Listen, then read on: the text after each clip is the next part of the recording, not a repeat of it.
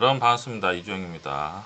최근에 시장에 또 이상 종목들이 발생을 했기 때문에 저희가 한번 살펴보도록 하겠습니다. 지금 뉴스에서 굉장히 많이 다루어지고 있죠.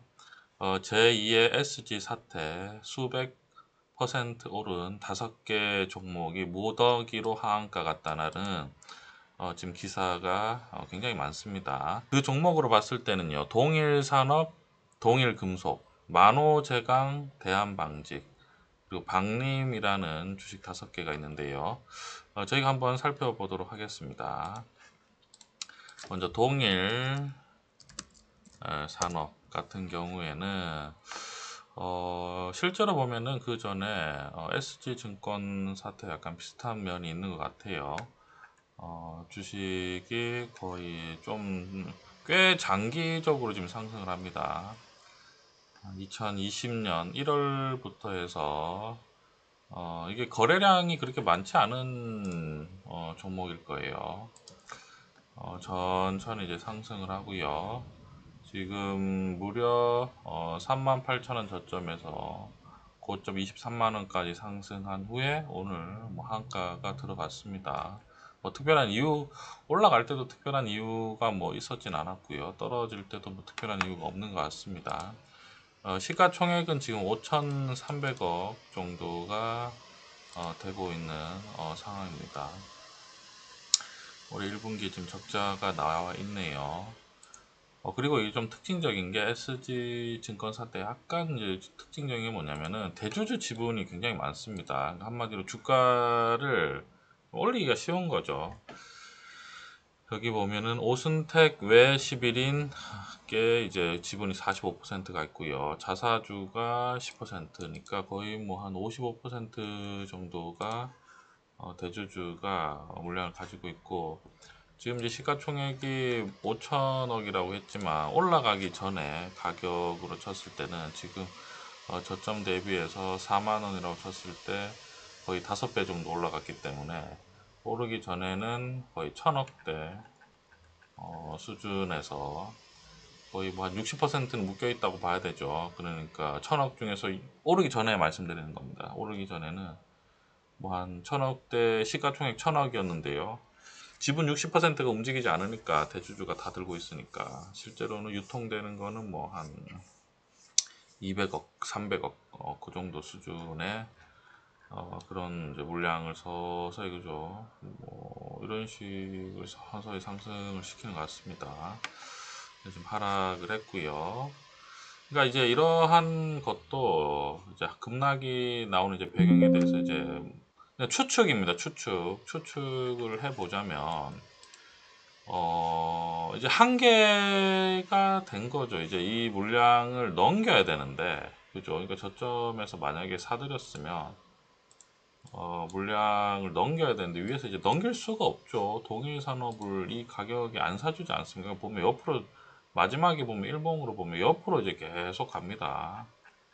이제 아마 제가 봤을 때는 18만 원부터 이제 힘에 부채기 시작한 것 같아요. 여기서부터.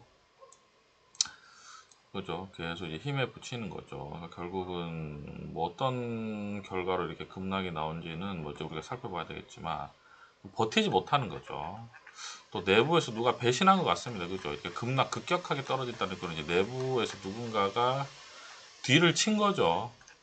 너는 죽고 나는 살자. 약간 이런 뭐 그럴 수 있겠습니다. 그죠? 그래서 지금 일단은 뭐 예 그런 느낌 급락을 했고요. 자, 동일 산업이고요. 또 다른 종목 동일 금속 한번 보겠습니다.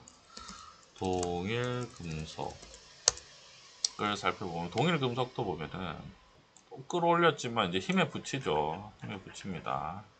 이 주식도 꾸준히 2021년부터요 꾸준히 그죠 계속 오락내리락 하면서 올랐다가 또 하한가가 들어갔습니다.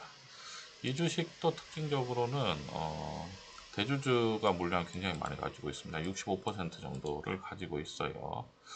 그리고 시가총액도 지금 이제 2,800억이니까 오르기 전에는 시가총액이 아마 1,000억대 지 않을까 그 정도입니다. 그죠? 그러니까 결국은 지금 동일산업과 동일금속 같은 경우에 대주주 물량을 제외하고 나면은 실제로 유통되는 물량은 한 200억에서 뭐 300억 사이, 200억, 300억 사이면은 만약에 이제 신용을 쓴다든지 뭐 다르게 이제 부채를 끌어왔을 때 크게 부담되는 자금의 그 정도의 규모는 아니라고 생각합니다. 다른 종목들을 또 보시면요. 만호제강, 대한방직 한번 보겠습니다. 만호제강 같은, 그러니까 이게 보면은 그 저리 월봉으로 멀리 보면은 이게 만호제강의 거의 뭐 한 30년 정도 차트라고 보면요. 굉장히 이제 대중한테 관심이 없는데, 그럼에도 불구하고, 적절히 수익이, 뭐, 매출이 나고, 수익이 나고, 그죠. 이러한 종목들을, 유통 물량이 많이 없는 종목들을 쫙, 그죠. 그 전에 SG 사태 같은 경우에는 가스 회사가 주로 타겟이 됐어요. 그죠.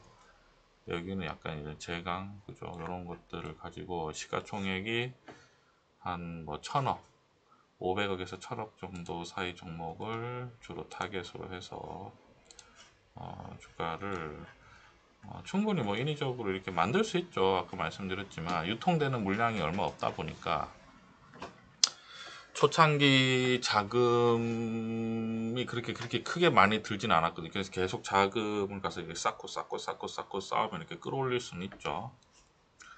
그 다음에 또 다른 종목은 대한방직 보겠습니다. 대한방직 같은 경우에도 2020년 2년 정도가 18,000원에서 54,000원까지 올라갔다가 이것도 뭐 어떤 느낌적으로 봤을 때 그죠, 쫙 약간 이런 느낌이 있어요. 그죠, 쭉 하다가 그러니까 결국 이제 급락이 나오는 배경은 누군가 내부적으로 그죠, 뒤를 쳤죠. 또 말씀드리지만 너는 죽고 나는 산다. 이제 늘 말씀드리지만 이러한 작전이나 이런 것들은 결국은 마지막엔 다 안 됩니다. 왜냐면은 좀 의리가 없어요, 되게. 그 다음에 박림 보도록 하겠습니다. 박림 같은 경우도 약간 비슷한, 박림은 그래도 좀 약하네요.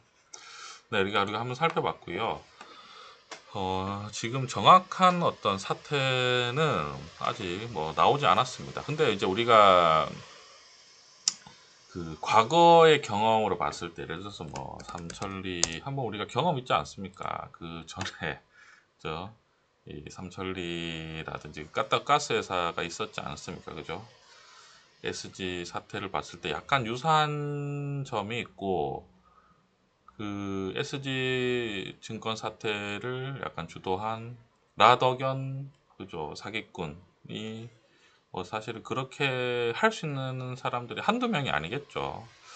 한두 명이 아닐 것 같은데, 일단은 그래서 우리가 이러한 어떤 것들을 계속 주의해서 보는 거는 굉장히 좋습니다. 왜냐면은 시장이라는 거는 늘 자유롭게 이제 거래가 되는 곳이기 때문에, 왜냐면 내 돈을 가지고 내가 투자를 하는 거에 대해서 뭐 자유 경제 시장에서 그죠, 뭐, 뭐, 뭐 그거는 뭐 아무도 이렇게 얘기할 수 없는 거죠. 그래서 가격이라는 게 항상 정상이 됐다가 비정상이 됐다가 정상이 됐다가 비정상이 됐다, 이런 이제 과정을 겪는데, 그러한 것들을 우리가 1년에 이제 과정들을 알고 있으면은 그래도 뭐 이런 것들을 투자를 우리가 할 수 있겠지만 뭐 굉장히 비중 있게 투자를 하기보다는 뭐 적절하게 투자를 하고요. 그리고 위험 관리를 더욱더 잘할 수 있겠다라고 생각이 됩니다. 그래서 이러한 뭐 또 이슈가 크게 터졌을 때 우리가 한번 살펴보는 것은 뭐 꽤 좋다라고 생각을 하고요. 주가가 약간 상승을 할 때 특히나 이제 시가총액이 크지 않고 유동성 물량이 많지 않은 그러한 주식들이 이상적으로 상승을 할 때는 항상 우리가 와 많이 올라간다 이렇게 이렇게 생각하기보다는 위험 관리에 조금 더 충실을 하면은 주식 시장의 많은 어려움으로부터 잘 피해 나갈 수 있지 않을까라고 생각을 합니다. 여러분 참고해 주셨으면 감사하겠습니다.